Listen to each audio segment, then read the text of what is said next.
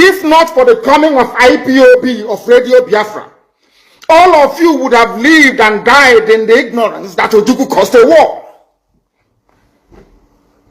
That's what they were writing. Britain helped them to write it.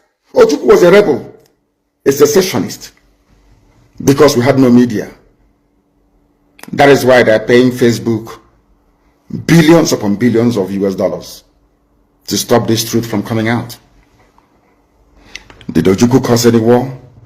Go on is alive, go and ask him. Did Ojukwu cause any war? Ojukwu went and negotiated restructuring with you in Aburi. You came back, Britain told you not to agree because Britain realized that all the component units of Britain knows that if you go back to regionalism, you have economic growth. The country will do very well. But Britain doesn't want it. That was why they even instigated the Nnamdi, so-called Nnamdi, saying they will bring Awolowo to become the head of state. They knew what was going to happen. They wanted to truncate the economic miracle of Dr. Michael. But what I'm telling you are fast. Go and investigate for yourself. In the East, you had the fastest growing economy in the whole world, over 40% every year. In the West, Awolowo was performing his own miracle as well. Even in the North, Ahmadu Bello and Tafawa Balewa were doing very well. You had all those massive industries in the North. You even had Alamajiris that were employed in the North, meaningfully employed, gainfully employed. They were all doing very well. Britain said, no, for us to control these people, we need to impoverish them. Let us introduce this war. There was a coup by Nzogu. And after that, there was the massacre of, as usual, massacre of our people in the North.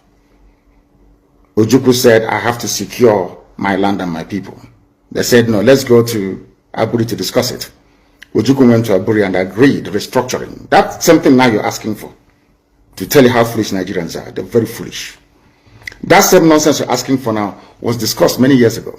Ojukwu sat down in Aburi with Gowon and decided that regionalism was the best way forward. Restructuring, going back to who you were, 1963 Constitution, 1960-1963 Constitution. Be on your own and pay tax to the central government, as they have in America, as they have even in Britain. Britain, you have Scotland that is almost independent. Wales, the same thing. Everybody is free. But Britain doesn't want the same thing they're enjoying to happen in Nigeria. Why? Ask yourself that question. Anybody telling you about one Nigeria is your enemy. I'll prove it to you now. Ojukwu negotiated devolution, regionalism. The North will be on their own, the West on their own, even Midwest on their own, and then the East on their own. It's the same one Nigeria. On their way to the airport, before they boarded the aircraft, a call came from Lagos, from the British High Commissioner in Lagos, to Gowon, telling Gowon not to agree, after having signed the agreement. That same Gowon you're looking at today, God kept me alive so that he can witness the destruction he will bring upon that very zoo called Nigeria. Gowon said no. Do you know all the journalists in Nigeria, none of them have ever gone to Gowon to ask him, why did he say no to Aburi? Aburi was restructuring. None of those agitating for restructuring right now has ever gone to Gowon or gone to Nigeria to say, but Ojukwu negotiated restructuring. What happened? They came back and they said no. Ojukwu said, okay, so you want to continue to kill my people all over the place? No. Because of that, I'll declare Biafra. Today, they have brainwashed all of you with the perverse notion and thinking that somehow Ojukwu is responsible for causing a war, when opposite is the case.